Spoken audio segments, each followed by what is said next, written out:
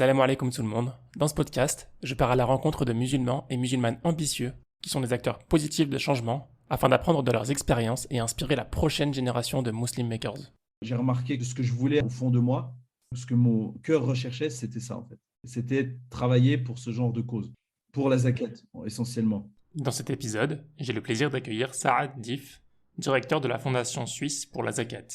Après des études qui l'orientaient plutôt vers le secteur bancaire et de la finance, Saad abandonne tout et décide de se consacrer à un projet pour faciliter la zakat et la redistribuer localement. Pour moi, une fondation, une association qui dit nous, on a zéro cost policy, nos collaborateurs ne sont pas payés, moi, c'est un red flag. C'est un red flag. Moi, je ne donne pas d'argent pour une organisation qui dit on ne paye pas nos employés ou ils ne sont pas engagés. Pour moi, ça ne veut rien dire en fait. Moi, je veux que les gens soient payés. Et Allah veut que les gens qui gèrent la zakat soient payés. Si ce n'est pas déjà fait, je t'invite à rejoindre les groupes Instagram et Telegram Muslim Makers. Les liens sont en description. Bonne écoute. Salam alaikum wa rahmatullah, Saad. Ouais, salam. Comment vas-tu? Écoute, ça va bien. Merci. Ici, c'est samedi matin. Merci de l'invitation. À Zurich, c'est ça, hein? À Zurich, exactement. Ouais. Très bien. Bah écoute, Saad, pour commencer, je vais te proposer de te présenter, s'il te plaît. Ça marche. Alors, tout d'abord, merci pour l'invitation. Comme tu l'as déjà mentionné, moi, je m'appelle Saad. Je suis né à Fribourg, en Suisse. J'ai grandi à Fribourg, à ne pas confondre avec Fribourg d'Allemagne. Bah, dès que tu m'as dit Fribourg, j'ai pensé à l'Allemagne direct. Non, non.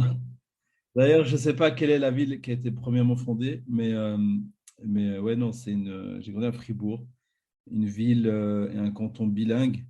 En fait, c'est à la frontière linguistique de la Suisse. Donc, grandi avec, bien sûr, le français et l'allemand, à moindre mesure, mais quand même toujours présent. J'ai fait toutes mes écoles à Fribourg, l'université, en économie politique. Tu parles allemand du coup? Donc voilà, on a appris l'allemand à l'école. Ensuite aussi, j'ai continué mon université, enfin le bachelor en allemand et en français. Et ce qui m'a vraiment aidé à parler, à améliorer mon allemand et à apprendre l'allemand, c'est pas vraiment l'école. Enfin, l'école a aidé, mais ce qui m'a beaucoup aidé, c'est mes collègues, les amis que je connaissais qui étaient germanophones. Mhm. Donc, je parlais en allemand avec eux et l'université aussi, il y avait pas mal de germanophones et aussi l'armée. L'armée en Suisse est obligatoire. Donc, après la maturité, ce que vous dites, le bac en France, on a le service militaire obligatoire. Donc ça, c'est après le bac. Entre le bac et l'université, j'ai fait 13 mois d'armée. Donc, en fait, en soi, c'est moins.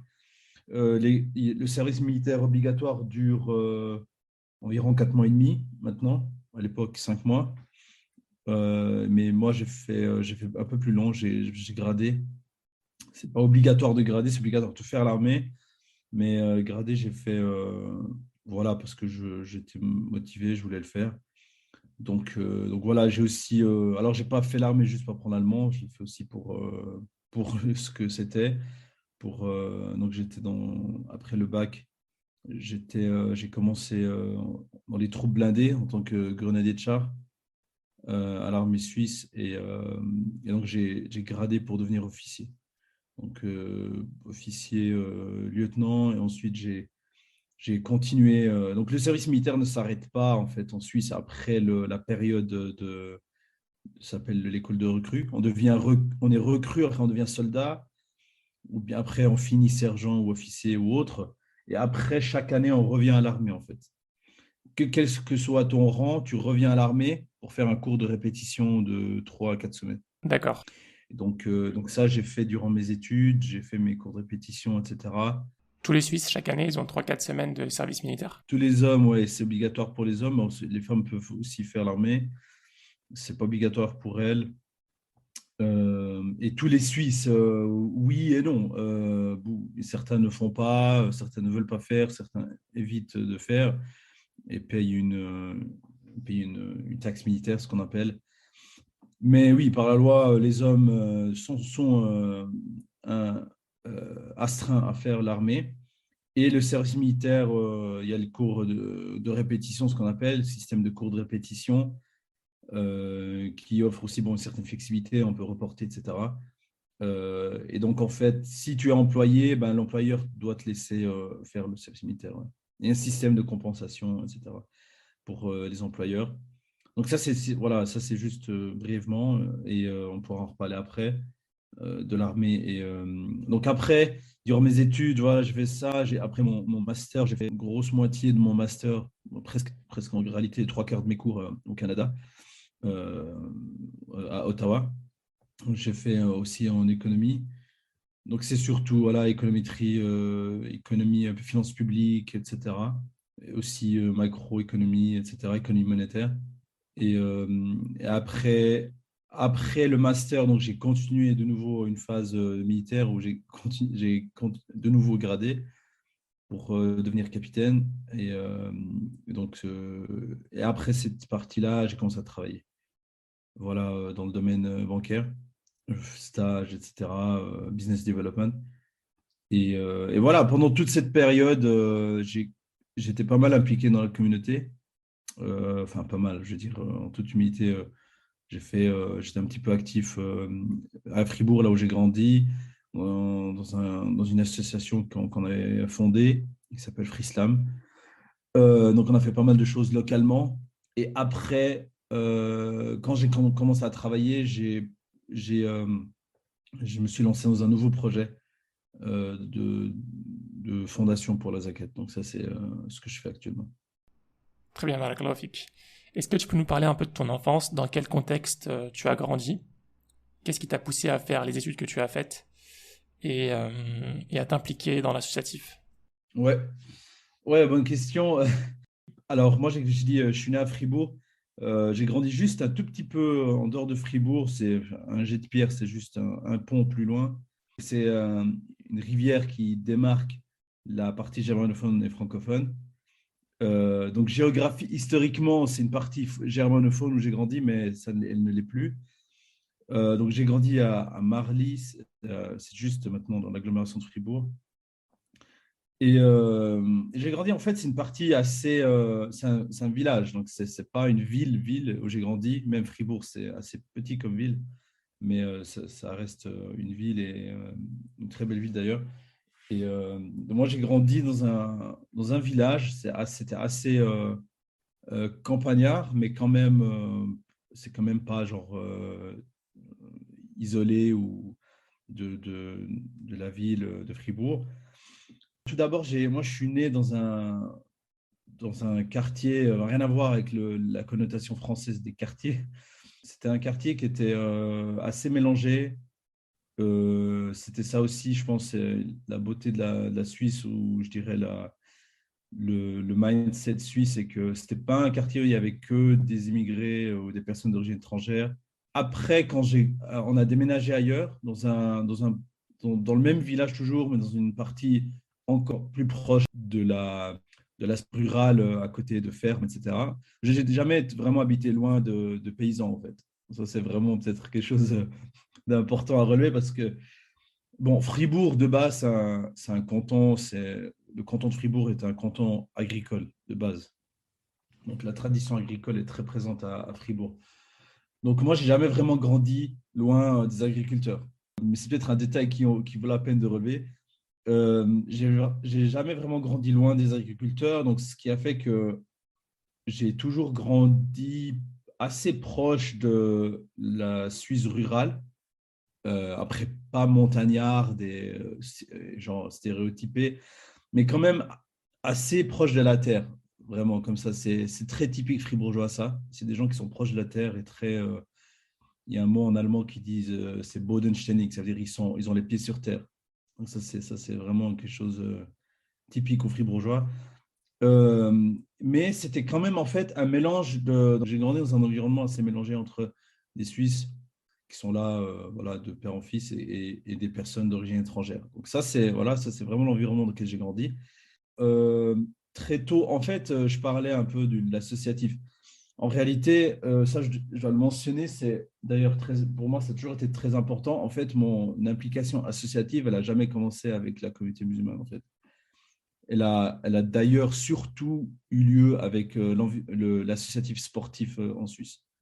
Donc, c'est là où j'ai vraiment, je dirais, fait euh, d'ailleurs beaucoup d'années durant ma jeunesse, durant, genre, après l'école primaire, j'ai fait ce qu'on appelle en Suisse cycle d'orientation, donc le collège chez vous en France, toute la partie secondaire. J'ai fait de l'athlétisme, donc j'ai fait pas mal d'athlétisme à vrai dire. Ensuite aussi, plus tard, durant mes années bac, j'ai continué l'athlétisme jusqu'à ce que j'aille à l'armée. J'ai fait de l'athlétisme en compétition régionale, nationale et tout. Et c'était là où j'ai aussi, pas seulement fait du sport, mais j'ai aussi donné des cours de sport, d'athlétisme pour les plus jeunes. Donc en fait, on faisait les deux. On s'entraînait et on entraînait. Donc, et ça, c'était vraiment dans le tissu associatif suisse, sportif. C'est là où j'ai beaucoup, j'ai, j'en parle parce que ça m'a beaucoup appris, ça m'a beaucoup apporté aussi. J'ai beaucoup appris l'organisation associative, comment gérer une association, comment ça se passe, comment se passent les assemblées générales, quelle est la culture associative suisse. Et ça m'a beaucoup imprégné en fait. Jusqu'à maintenant, ma manière de travailler et ma manière d'aborder l'associatif et l'aspect communauté est, est vraiment, est vraiment imprégné de ça, au sens positif du terme. Alors ça, c'est vraiment, c'est inconscient, mais c'est très présent en moi en fait. La manière de gérer l'associative. Alors après, j'ai pas tout pris parce que il y a des choses où je trouve que c'est un peu trop old school et c'est géré trop à l'ancienne, mais ça marche. Comment le font les Suisses, ça marche et c'est très bien géré. C'est très professionnel comment ils gèrent leur activité sportive et tout. J'ai beaucoup d'admiration encore aujourd'hui pour ça. Mais c'est une phase qui m'a beaucoup imprégné. Alors ça, je dois le dire. Beaucoup imprégné parce que les Suisses sont très engagés associativement et quand ils font les choses, ils le font vraiment, mais c'est parce que les compétitions sportives, par exemple en athlétisme, on retrouve ça quelque part en France aussi parce que j'ai aussi participé à deux, trois trucs, enfin, je n'ai pas participé sportivement, mais j'étais présent. Ils le font aussi très bien, mais en Suisse, c'est vraiment un truc, il y a un truc en plus. C'est vraiment très professionnel, même si ce sont des amateurs ils font ça très professionnellement, très impressionnant. Donc, c'est vraiment la tradition horloger. Tu retrouves une espèce de quelque chose d'horloger là-dedans, en fait, avec le sport, enfin, le minutage. Ils utilisent que des instruments Omega, etc. C'est vraiment quelque chose d'impressionnant comme ils gèrent ça. Et ça m'a beaucoup. Moi, pour moi, c'était normal. J'ai pas été bluffé, mais j'ai, je me suis rendu compte que j'étais imprégné de ça quand j'ai commencé le travail dans la communauté musulmane. Vraiment, là, c'était un petit peu, c'est vraiment très différent. Donc ça, c'est quelque chose qui m'a beaucoup accompagné jusqu'à ce que j'aille à l'armée. Après, il y a eu l'armée qui a rajouté une couche vraiment bien suisse, tu vois. Et après, il y a eu l'associatif musulman, tu vois. Oui. C'est que après que c'est venu, en fait. Et il y a tout ce bagage avant qui m'a mené à faire certains choix et certaines choses. Euh, Hmm. et moi, en fait, en te parlant, je m'en rends compte, en fait. Je réfléchis pas toujours sur ça, en fait. Tu vois ce que je veux dire? Oui, je vois. Euh, donc c'est après ça que tu as commencé à travailler sur le projet de la zaquette. D'où t'es venue l'idée et comment est-ce que tu as commencé ce projet? C'est un truc qui est venu en plusieurs phases. En fait, durant l'engagement associatif dans la communauté, on se rend très vite compte qu'il y a un problème. Il y a un problème, c'est que la communauté est souvent dans le statu quo et qu'il y a beaucoup de choses qui ne sont pas gérées ou qui ne sont pas disponibles par manque de moyens, par manque de professionnalisation. On se rend très vite compte qu'on est dans la roue du hamster. On est dans une roue de hamster et je pense que c'est pareil en Europe. En fait, il y a un phénomène d'épuisement aussi dans l'associatif qui est normal, hein, qui est humain, c'est pas genre catastrophe.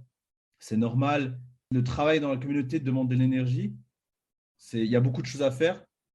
Et bénévolement, le bénévolat a des limites, a des vraies limites, tu vois. Hmm. C'est à partir de là que en fait, ces réflexions de sustainability, comment on peut durer sur le temps, comment on peut travailler avec une certaine durabilité, tu vois.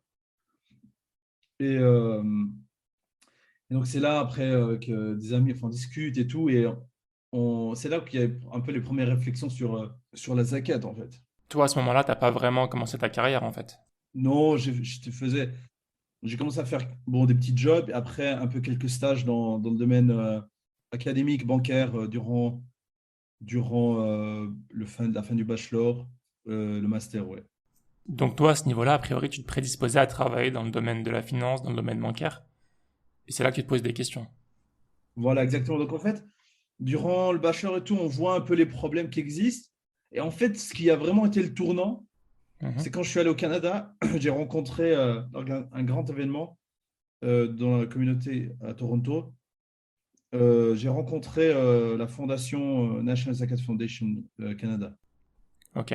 J'ai vu ça, j'ai vu la National Zakat Foundation Canada et j'ai donc NZF au Canada et j'étais là, waouh, ça pour moi c'était le wow effect, tu vois. Là j'ai vu quelque chose qui s'est matérialisé, tu vois, ça a matérialisé des pensées en fait. Et j'ai Hmm. dit c'est ça la solution. J'ai dit ça, il faut que je sache qu'est-ce que c'est que ce truc, tu vois. Et c'est là que ça a commencé. Après, honnêtement, quand je suis retourné en Suisse, j'ai rien commencé. J'étais beaucoup pris par l'armée, j'avais beaucoup de choses à faire parce que j'avais pris le commandement d'une compagnie et j'ai beaucoup de trucs à faire et tout. J'ai dû finir mon travail de master et tout. J'ai rien commencé, mais subhanallah, en fait, quand je suis revenu en Suisse, j'ai rencontré aussi NZF, mais quelqu'un qui travaillait pour NZF UK. Donc, en fait, je l'ai rencontré par pur hasard. Enfin, bien sûr, hasard n'existe pas. Je l'ai rencontré en Suisse. C'est lui qui était venu en Suisse. On ne s'est pas donné rendez-vous. C'est Arnaud qui nous a réunis, tu vois. Subhanallah. Donc, je l'ai rencontré et c'est là que c'est là que j'ai compris la dimension de ce truc, en fait. Est-ce que tu peux nous présenter la National Zakat Foundation? C'est une organisation, une fondation qui a été créée au départ en Angleterre. Ouais. C'est une organisation qui est née, je crois, en 2011. Et en fait, elle a été créée en Angleterre donc, c'est la première fondation institution qui collecte la zakat et la redistribue en Angleterre, localement, disons en Europe, dans l'Occident, tu vois. Oui. Ce sont les premiers. Il n'y a personne qui a fait ça avant. Donc, ils collectent la zakat et la redistribuent uniquement en Angleterre. Donc, ils ont développé ça. Quelques années après, ils ont lancé ce projet. Donc, ils ont créé un brand. En fait, ça a fonctionné, ça a pris. La première année, ils ont récolté. Bon, c'est un autre contexte. Hein. L'Angleterre, c'est autre chose. Pas comparaison n'est pas raison, mais ils ont très vite, donc ça a très vite pris la sauce. Bien sûr, c'est pas sans difficulté parce que c'est nouveau, les gens, il fallait qu'ils comprennent pourquoi localement et tout. Mais en réalité, c'est pas sorcier, c'est ça notre tradition en fait. Les quatre grandes écoles sont unanimes sur ça. Et ça, c'est pour moi, c'est toujours le grand mystère pourquoi aussi les gens savent tout sauf ça en fait pratique tous les piliers de l'islam sauf la zakat. Enfin, je dis pas que les gens généralisent pas, mais cette tradition-là locale a disparu. Oui, Donc, en général, l'argent est envoyé au bled, ils se disent qu'ils en ont plus besoin là-bas. voilà, et même la connaissance de la zakat, tu vois, mais ça nous jamais. Tu disais qu'ils ont récolté combien en Angleterre la première année? Je crois que les premières années, ils ont commencé à 400 000 livres, après 700 000, après ils ont dépassé le million, etc. Ouais. Ok. Très vite, et maintenant ils sont à 8 millions. Ce qui est encore une partie infime hein, de la zakat en Angleterre. Mais ils sont, voilà, et ça, Ouais, ça progresse, ça grossit. progresse, quoi. Après, ils ont mis ça en place au Canada et en Australie. C'était au niveau du Commonwealth, c'est assez facile pour eux. Et ensuite, vous savez déjà, parce que ceux qui ont créé ça, ils étaient déjà dans le domaine non-profit. Donc, ils étaient déjà actifs et tout.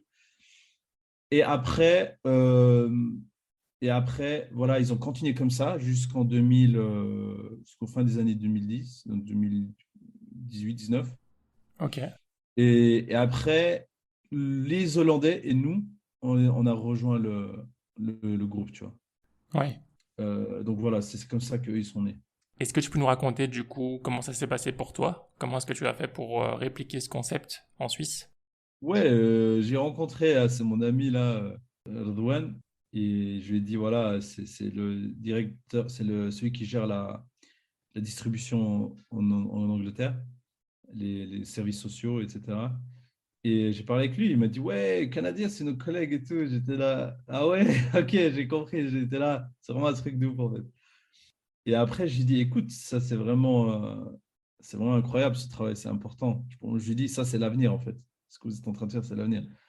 Il m'a dit, Inch'Allah, Allah Yabarak, il m'a dit, après, ce qui s'est passé, c'est qu'on est resté en contact, on s'est revus. On s'est revus, voilà. Et après, il m'a transmis au président, au chairman en fait de la fondation. Et puis après, on a commencé la journey, comme on dit, l'aventure en Suisse, quoi. C'est comme ça que ça a commencé en fait. T'avais quel âge à ce moment-là? Je l'ai vu la première fois, alors en 2018. En 2018, j'avais 26 ans. Après, on n'a rien commencé. 2018, après, parce que 2018, j'ai dû finir mon master. 2019, la première moitié de 2019, j'étais à l'armée. Et on s'est vu droit après en août, août, juillet, je sais plus. Ok. Ouais, je crois en août. Et c'est là qu'on a commencé le travail. Septembre à janvier, on a commencé, on a fait un peu la création et tout, les statuts, tout le travail un peu légal.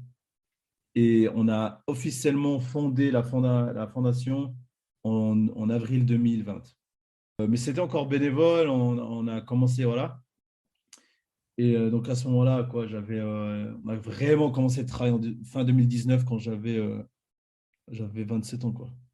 Et à ce moment-là, tu te poses pas la question de je suis encore jeune, j'ai pas vraiment d'expérience professionnelle.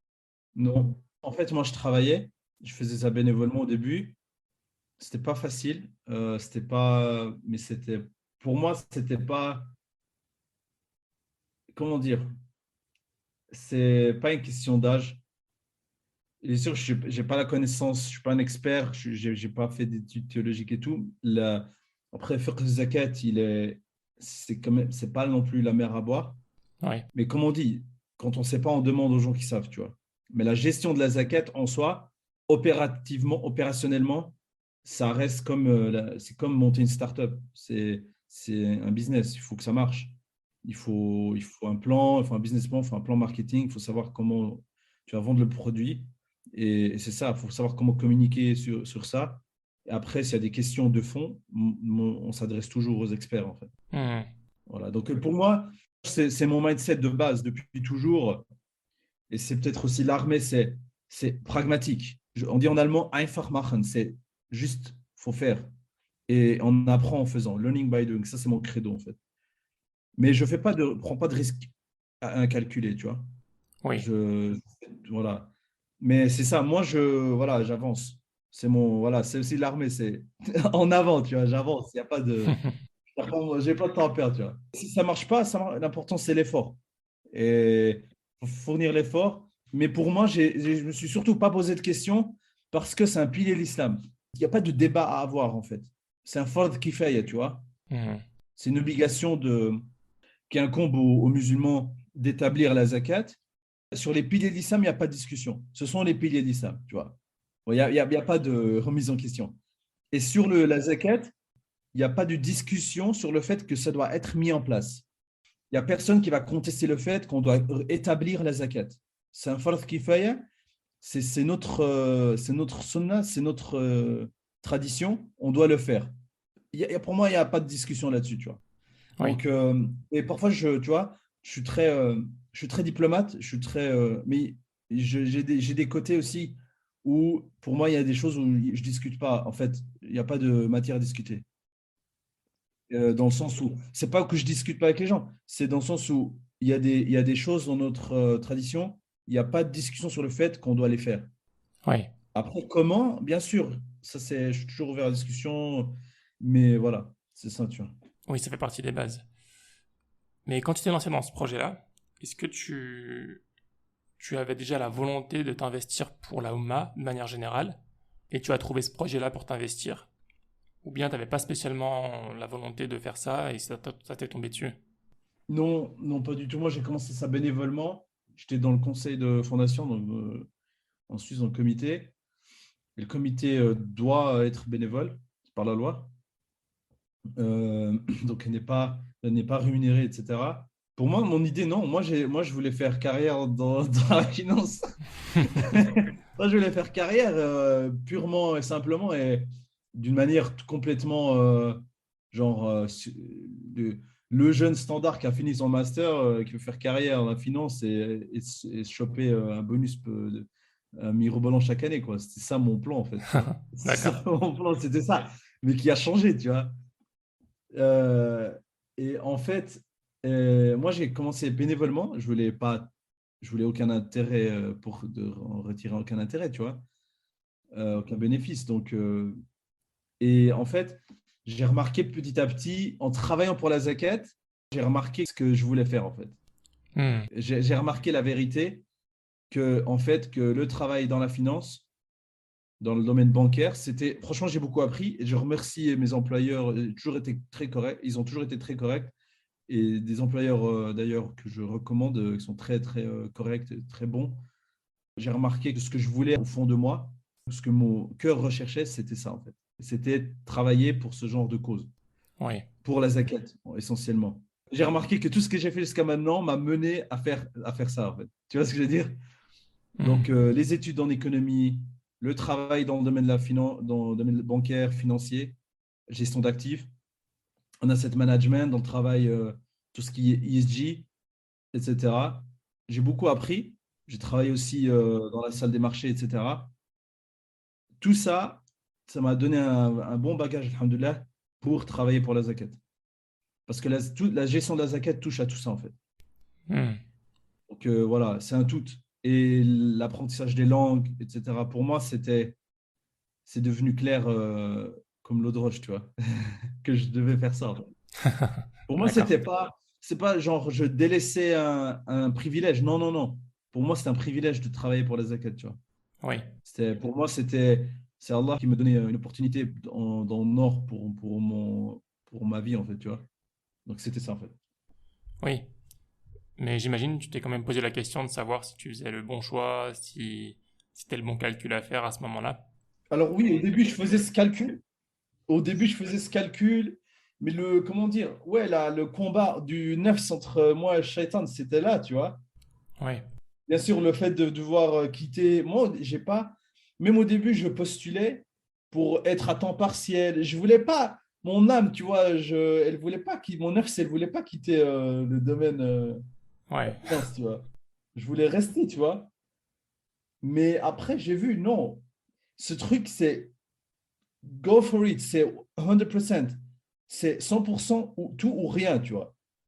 Il n'y a pas de entre les deux. Et c'est pareil, même aussi pour un employeur potentiel, c'est pas correct. Soit tu travailles à 100% pour lui, pour la banque XY ou je sais pas quoi, ou soit tu travailles pour la fondation à 100%. Et là, maintenant, je le vois. Je travaille pour la fondation et même 24 heures, c'est pas suffisant pour une journée, tu vois. J'ai trop à faire, j'ai trop de trucs à faire, tu D'accord. Et ton entourage, il a réagi comment à ton choix? vois. Ouais, écoute, mes parents, ils me soutiennent, tu vois, alhamdoulilah, mais après, voilà, ils ont, bien sûr, comme tous parents, ils disent, voilà, ils s'inquiétaient, ils disent, voilà, est-ce que ça va marcher? Est-ce que c'est. Moi, je me pose pas trop de questions. Ouais. Bon, ils s'inquiètent, c'est normal, mais je me fais pas trop de soucis, tu vois. Si j'en suis là, regarde, ce projet, on l'a commencé avec zéro en poche, tu vois. On a ouvert un compte, il y avait zéro dedans, tu vois. Ouais. Et on a levé l'année passée environ presque 100 000 francs de zakat, tu vois. Mashallah. Travailler en bénévolement, hein, en faisant juste du bénévolat, en essayant de faire quelque chose qui ressemblait à quelque chose, tu vois. Donc non, mais j'exagère, dans le sens où on n'a pas fait n'importe quoi, mais on fait de notre mieux, mais c'était bénévole. Et ça montre le potentiel, tu vois. Il y a un potentiel, il y a un besoin, il y a un public, et il y a une demande. Et on fait rien de faux. On fait ce qu'Allah nous demande de faire. C'est ça, tu vois. Je vois. Donc le fonctionnement de la Zakat Foundation, c'est de professionnaliser un peu le fonctionnement de la Zakat et d'avoir des employés rémunérés. Ouais, bon, ça, c'est.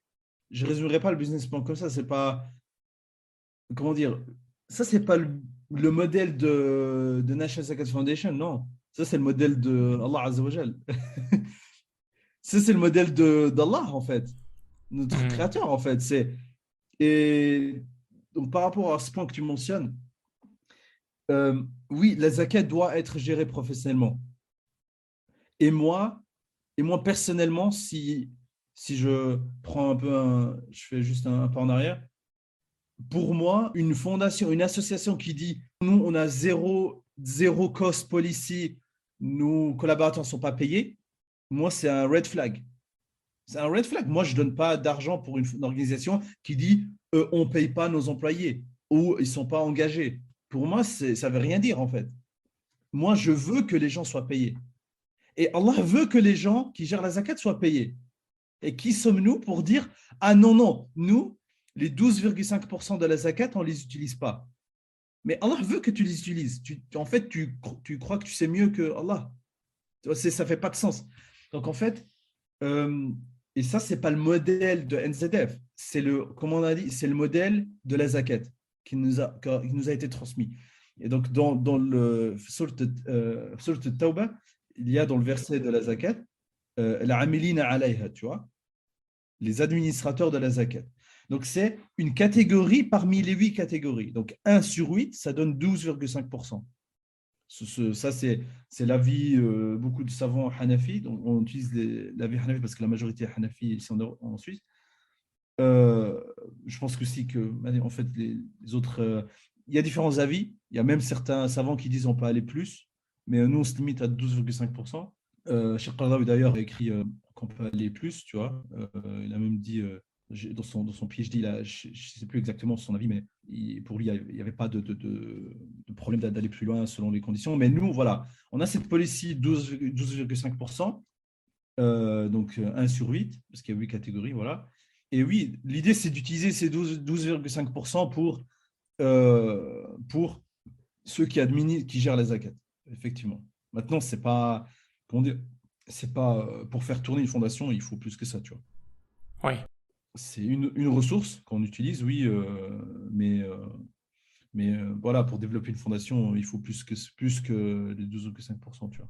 vous levez des fonds à côté du coup. Voilà, il faut faire du fundraising. En Suisse, il y a beaucoup de fondations. Voilà, il faut faire du fundraising. Alors, si on peut trouver cet argent ailleurs, on l'utilise ailleurs, tu vois.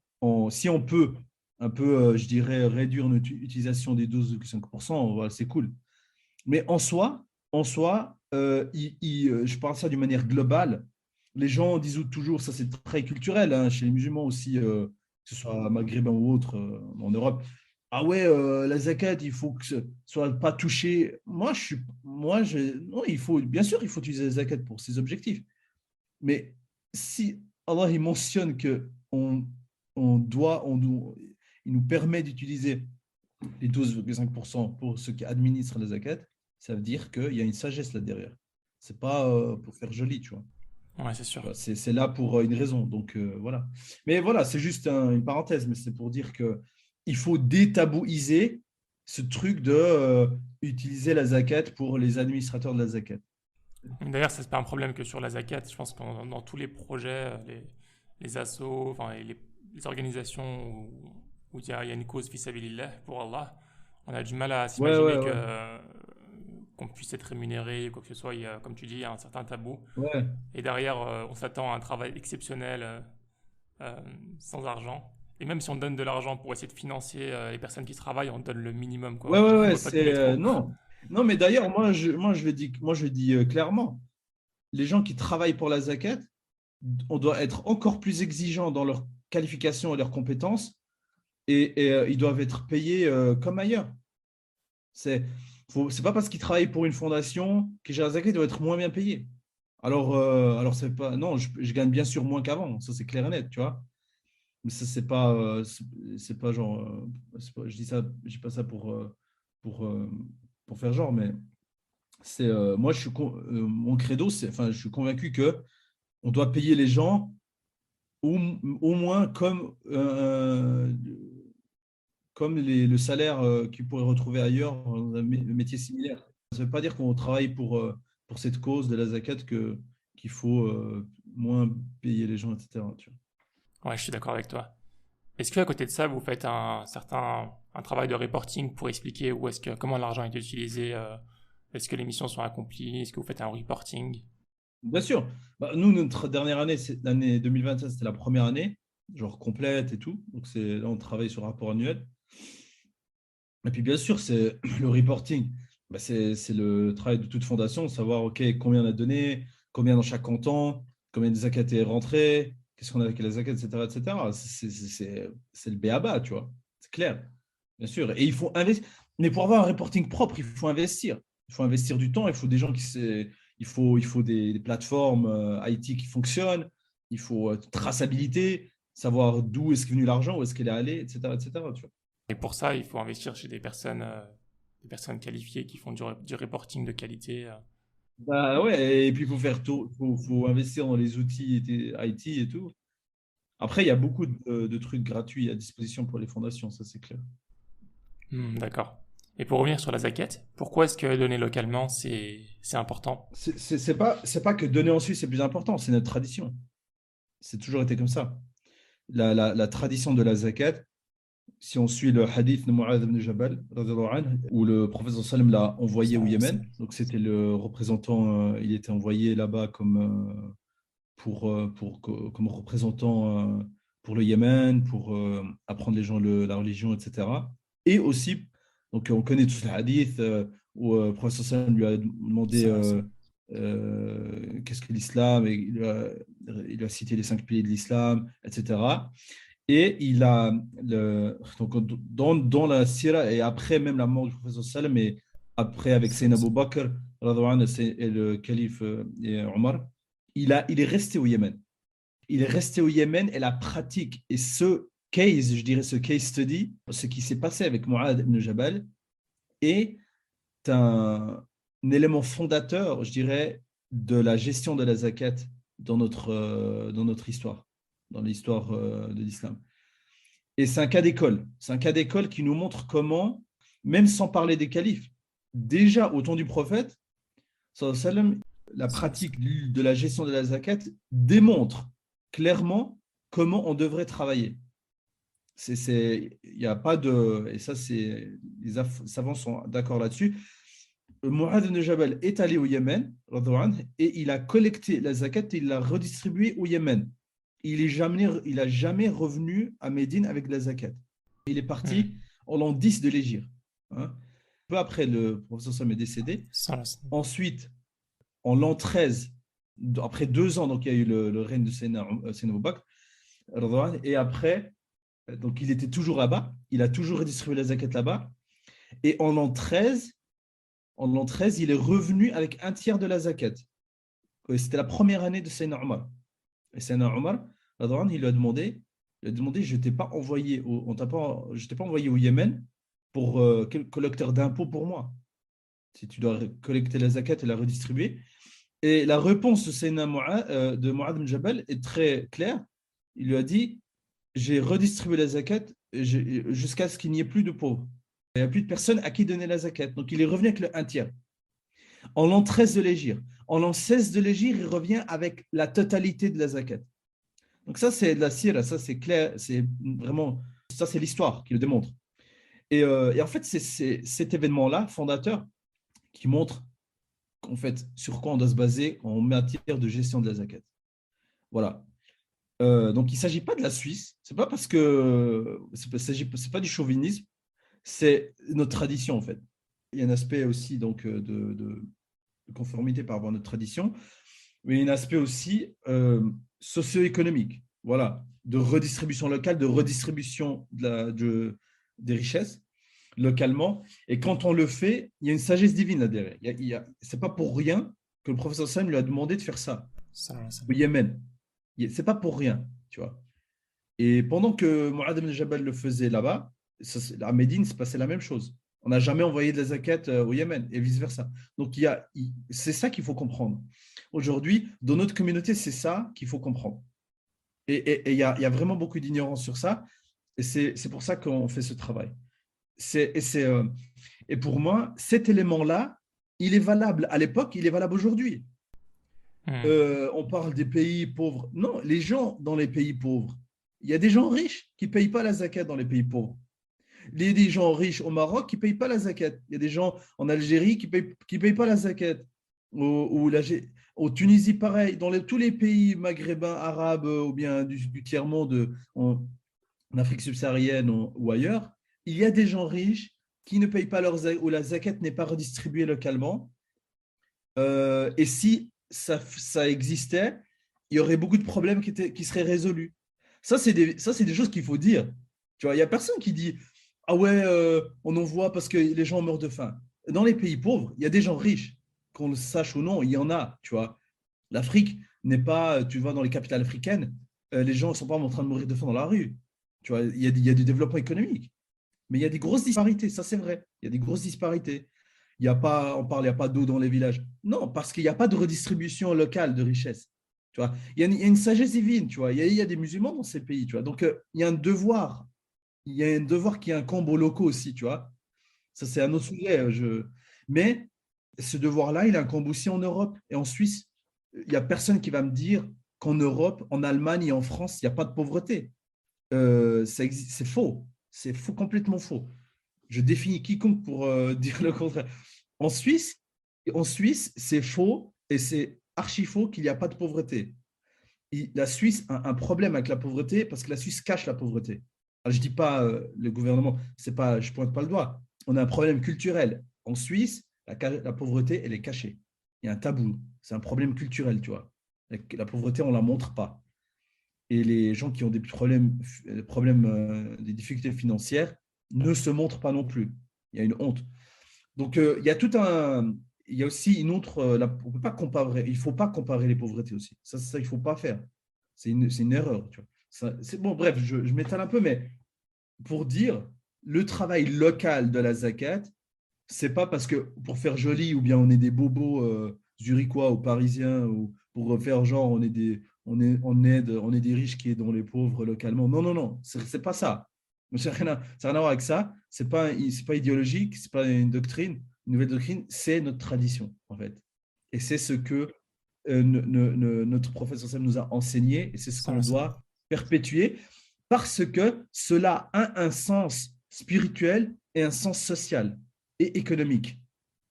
Il y a une sagesse là derrière euh, et qu'il faut faire renaître. Et ça a un impact économique, premièrement, et c'est un impact social. Il y a un vrai problème de communauté aujourd'hui dans la communauté musulmane. Il y a un problème de lien social dans la communauté, avec au sein de la communauté et avec nos concitoyens. Il y a un problème. Il y a un problème d'échange, il y a un problème d'entreconnaissance, tu vois. Et là, parce que la zakat, pourquoi je dis ça? Parce que la zakat lie les gens horizontalement, verticalement. Les lie verticalement avec leur créateur, parce que c'est un acte d'adoration, ça reste un acte d'adoration, c'est un pilier de l'islam. Et ça les lie horizontalement, parce que la zakat, c'est le seul pilier que tu ne peux pas faire seul. Tu ne peux pas donner la zakat à toi-même. Tu as quelqu'un qui donne, quelqu'un qui reçoit. Donc, il y a un lien social qui se crée, tu vois. Ouais. Voilà, c'est ça. Et ça, c'est ces points-là que j'ai bien mentionnés qui sont complètement oubliés. Barakallahu pour les explications, Saad, c'était très instructif et très clair. Euh, pour les personnes qui sont intéressées pour en apprendre plus sur la zakat, vers quel type de contenu tu les orienterais? Écoute, donc, je dirais, il y a deux choses. Bon, là, le site, on est en train de le refaire. Donc, on va apporter plus de contenu. Sur le site, on a déjà un guide pour la zakat que les gens peuvent télécharger, etc. On va publier bientôt un nouveau guide pour les entreprises, hein, un guide pour les entreprises. Il n'est pas encore en ligne. Et troisièmement, il y a les livres de Moustapha Brahmi, qui est un expert local en matière de zakat. Donc, il va aussi publier un livre. Je ne pense pas qu'il va le publier avant le Ramadan. Il n'arrivera pas après le Ramadan. Donc, je pense vers la mi. Enfin, je ne veux pas m'avancer. Je ne sais pas exactement, mais je sais que c'est après le Ramadan. Donc, lui, il va publier un livre. Mais il a déjà écrit des livres sur la zakat. Mais en tout cas, nous, on va aussi informer les gens. Enfin, on va aussi euh, faire connaître aussi ce livre-là, etc., qui va aborder certains aspects de manière plus extensive, mais plutôt il veut aussi aider ceux qui gèrent la zakat à mieux comprendre la zakat, mais globalement, ça permet à tout le monde de comprendre. Mais il y a déjà des super livres de compréhension générale de la zakat. Et donc, le livre de Mustapha Brahmi, qui sont disponibles, je pense, sur Amazon ou ailleurs, et puis notre site qui va aussi apporter plus de contenu prochain temps. Ou bien, si les gens parlent anglais, ben, ils peuvent aller sur NZF aussi, où il y a pas mal de choses intéressantes. Très bien. Est-ce que tu as des routines, des choses que tu fais régulièrement qui t'aident à progresser? Ouais, écoute, oui, j'essaie du mieux que je peux, enfin, de garder aussi mes séances de sport, ça c'est important. Ça, c'est vraiment important. Euh, je fais toujours attention à l'alimentation. On est ce qu'on mange, donc ça, c'est important. C'est des petites choses, mais qui font leur différence. Et bon, j'ai la chance d'habiter juste à côté d'une mosquée, quoi. Ça, pour moi, c'est mon équilibre aussi, tu vois. Donc ça, c'est important. Se lever le plus tôt possible. Commencer sa journée euh, avec la prière, etc. Donc voilà, c'est ça en fait. C'est basics, like keep it simple, vraiment, c'est ça. Back to the basics, c'est pas sorcier, hein. La baraka, on l'obtient en se levant tôt, tu vois. C'est tout simple. Il n'y a pas de miracle. Et puis, manger sainement et faire du sport. Aussi simple que ça, en fait. Super. Bah écoute, on a déjà parlé de certaines références, dont les livres de Mustapha Brahami, que je mettrai en description. Et d'ailleurs, il y a une interview que j'ai déjà faite avec lui, si vous êtes intéressé pour l'écouter. Est-ce que tu as d'autres ressources à recommander, des livres ou autre chose à recommander? Euh, Écoute, moi, j'aime beaucoup, maintenant, actuellement, j'aime beaucoup le contenu de Yaqin Institute des États-Unis, Oui, de Omar Suleiman et les autres, Sheikh Yahya Ibrahim, etc. Donc, Yaqin Institute.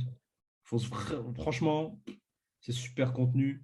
J'aime beaucoup aussi le contenu de Zaytuna College. Moi, je suis beaucoup les Américains, pour être honnête. J'écoute beaucoup les Américains.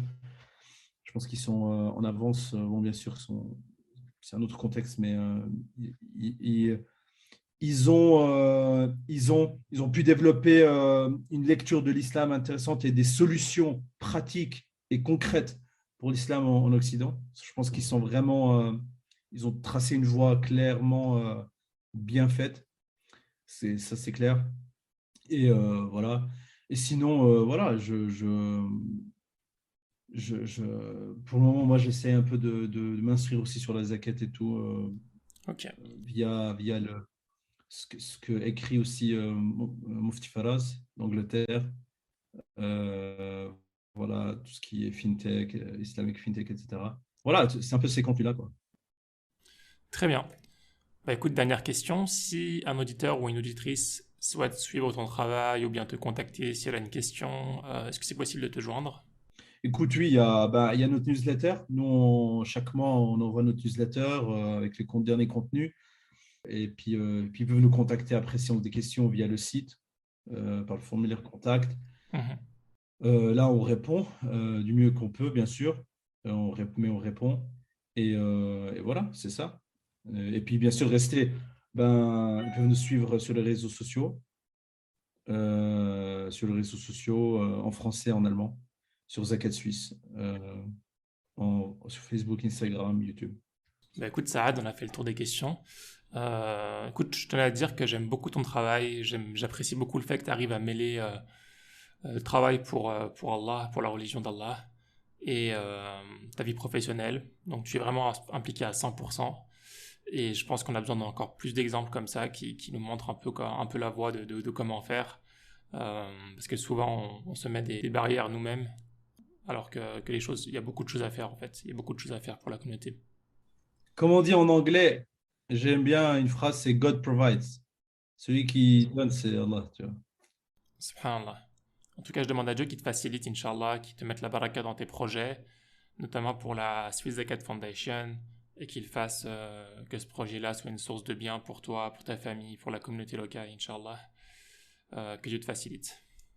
Amin, barakallahu fik. À toi aussi, merci. Saad, j'espère te rencontrer bientôt, Inch'Allah, pourquoi pas à Zurich. T'es bienvenu, hein, bien sûr. À très bientôt. Salam alaikum. À très bientôt, ouais, au plaisir. Salam alaikum.